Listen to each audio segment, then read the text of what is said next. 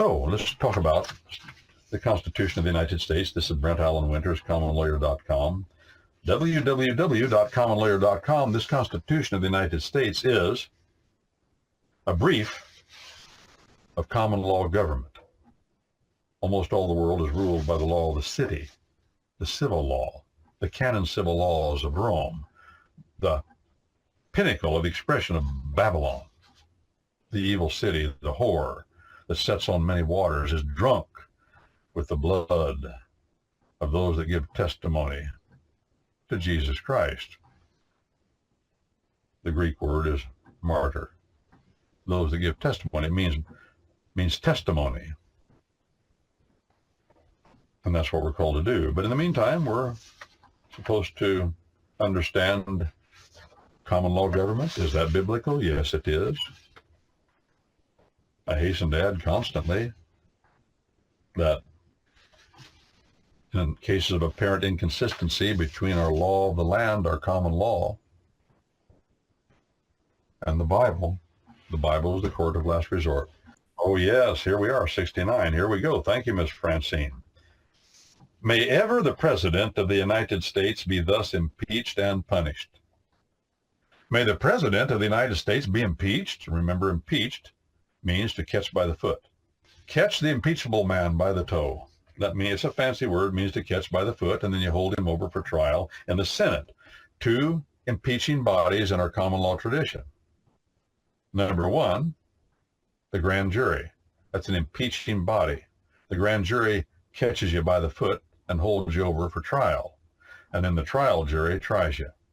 The second impeaching body in our common law tradition is the ancient Wittengemat. That's Anglo-Saxon for white-haired, the median of the white-haired men. Or no, not white-haired, white-bearded men. Let's be accurate. I like to be accurate in my words.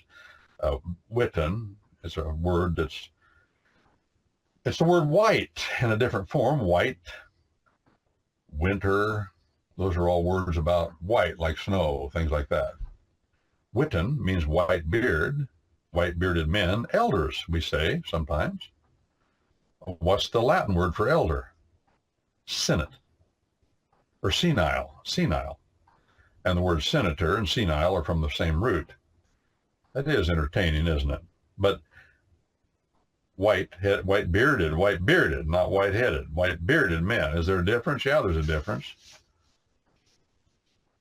If you got white hairs in your beard, you're an elder.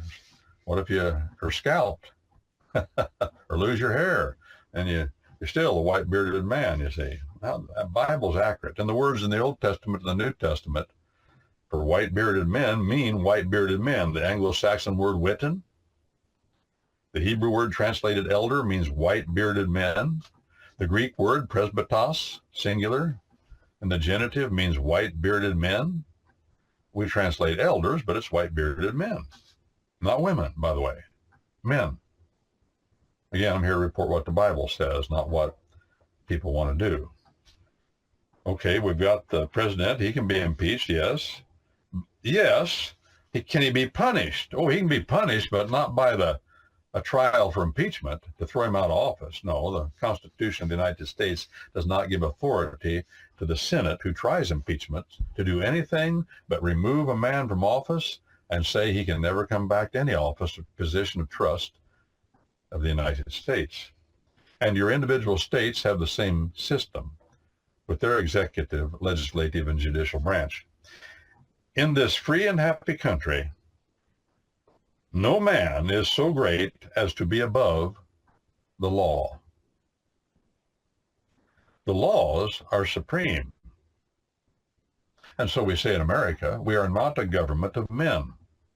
We are not a government of men. We are a government of what? Law.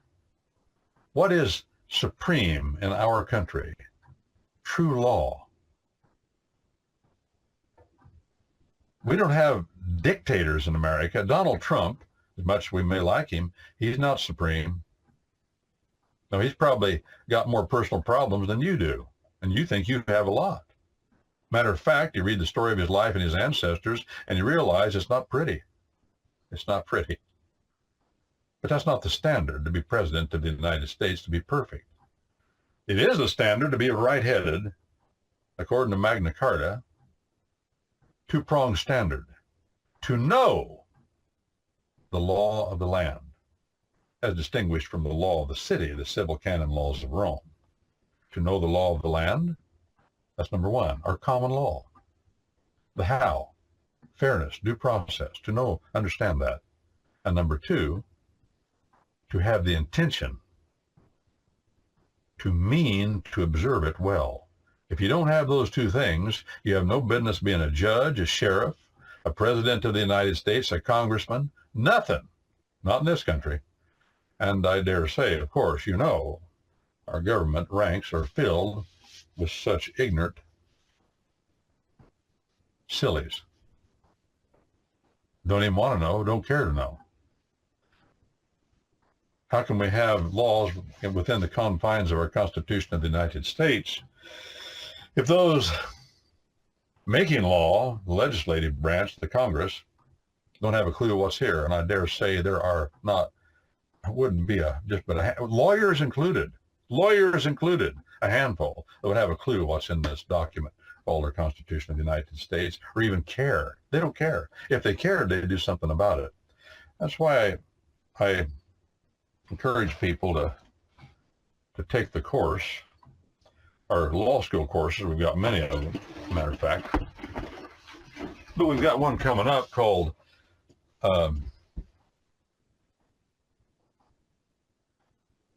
Christian Nation. What is a Christian nation? What is Christian nationhood? Is it a reality? Is it a possibility? Has it ever existed? Does it now exist? Should it exist? If we have one, how does it work? And Sheriff Darleaf is with us on that. He's a presenter with me. Sheriff Darleaf has he's been a sheriff over 20 years. He spent years studying our common law. Once he got into office, he realized he needed to understand that.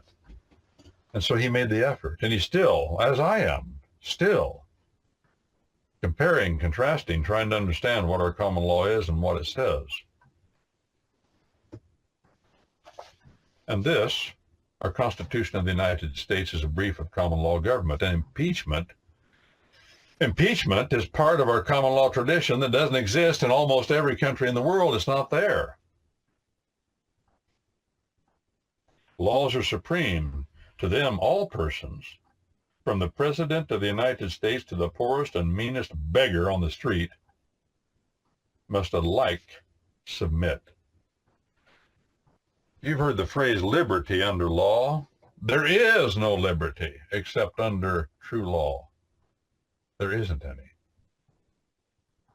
And liberty is not the freedom to do what you want as long as you don't hurt somebody else. No, no, no, 1,000 times no. What is liberty? Liberty is freedom to do what you ought, because God said so. In his 2 volumes, he's revealed it to us, the laws of nature, unwritten, lex non scripta, and the laws of nature's God written, lex scripta. That's why we're looking at the Constitution of the United States as possibly the greatest expression, certainly one of the greatest expressions of our common law of government available to us. Of government, it's a thin slice that applies to government. You see, our Constitution does not apply to me. It doesn't apply to you. It applies to them that got their bony fingers on the levers of power, to limit them, not to limit me. But the laws, that's different. In your state, the police powers that are part of your state government, not part of this government of the United States. There are laws that our common law tradition says that are good. All right, let's look at this some more. This, he says this is our glory. What's our glory? That law is supreme. You know, lawyers in the common law traditionally were called sergeants at law. Sergeants, not sergeants, sergeants. That's the English way to say sergeants. See, you just change the vowel, different pronunciation, same word. The consonants remain consonant. The sergeants at law. Why did they call them sergeants at law? because they'd given their lives to the law, short for common law, to it. And they also said that lawyers are the hand servants of the law. A sergeant at law, that's an old word that means servant. Servant of law, not a servant of government. And every lawyer and every person in government, and lawyers are officers of the judicial branch, they take an oath that they are servants of our common law of government called the Constitution of the United States. Servants. Let's translate that a little more particularly to what it meant and what it should mean. Slaves. But that has a negative connotation. But it's true that if you are a servant and submit to true law, you have freedom. And if that's what you want to do, that's freedom. And freedom doesn't exist any other way.